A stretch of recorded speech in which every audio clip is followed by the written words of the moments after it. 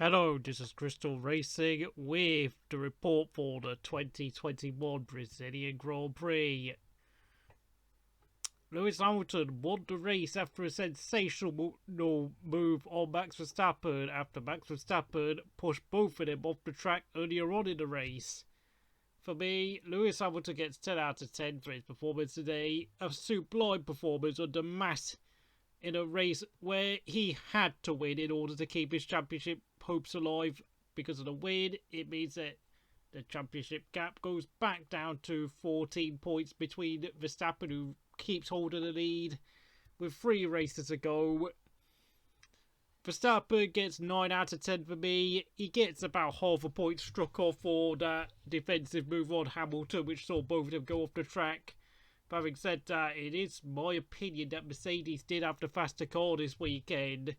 Of course, I know Hamilton came on the radio and said, it was a 25 place grid drop due to the fact, of course, he was sent to the back of the grid for the Saturday sprint and then lost another 5 places due to his ICE power unit change. But of course, that new power unit really did help Hamilton along this weekend. Third place, Valtteri Bottas, 8 out of 10, won the sprint race, finished third after being overtaken by Verstappen at the start, and did pretty much the bare minimum he needed to do. But of course, he was never going to be challenging Verstappen after, of course, he was overtaken at the start.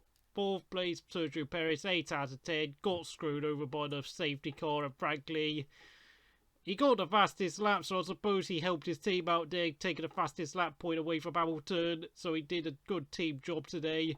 Fifth place, Charles Leclerc, 9 out of 10.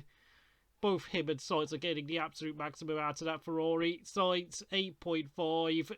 Another good drive yet again. And Ferrari are now surely on their way to third place in the Constructors' Championship. Seventh place, Pierre Gasly, 9.5 out of 10. Once again, getting absolutely everything he can get out of that AlphaTauri. And those 2 brilliant overtakes on the 2 Alpines. 8th place, Esteban Ocon, 8 out of 10. He was given the position by Alonso, I think, due to the fact that Ocon is slower down in the championship table and Alonso is further ahead. 9th place, Fernando Alonso, 8 out of 10. Good job again. 10th place, Lando Norris, 8 out of 10. Got collided with Carlos Sainz at the start and had a very good recovery drive, with his strategy being compromised, but he did very well to score a point. But having said that, McLaren are now 31 points behind Ferrari in the constructors' standings, and I have to say it's very unlikely McLaren will finish third this year. 11th place and first of the non-point scorers, Sebastian Vettel, 7 out of 10. And Aston Martin's strategy was another strange one again. I don't know what they were doing. Was it the alternate strategy again? But frankly, it looks like Aston Martin are consigned to now finishing 7th. 12th place, Kimi Raikkonen, 7 out of 10. Starting from the pit lane. 7 out of 10.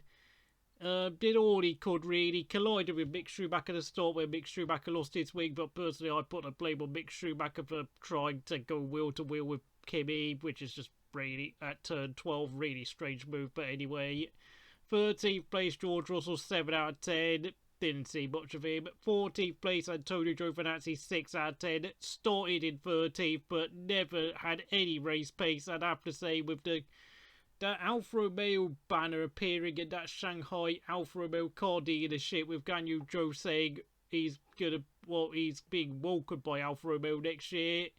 Looks like it's the end of the road for Giovinazzi, and I have to say it just seems as if, and of course apparently he also had another bad strategy today, so it looks like it really is the end of the road for Giovinazzi at the end of this season. 15th place, Yuki Tsunoda. Idiotic attempt to overtake Lance Stroll at the start. Lost his front wing as a result. 5 out of 10. Oh, wow. Dearie me. Yuki Tsunoda definitely came into F1 at least a year too soon. 16th place, Nicholas Latifi. 5 out of 10. Out-qualified George Russell on Friday. Out-raced George Russell in the sprint yesterday, but today it's back to the status quo. I mean, just as I thought Latifi was finally beginning to find his feet, it looks like it was a bit premature. 17th place, Nikita Mazepin, 6 out of 10.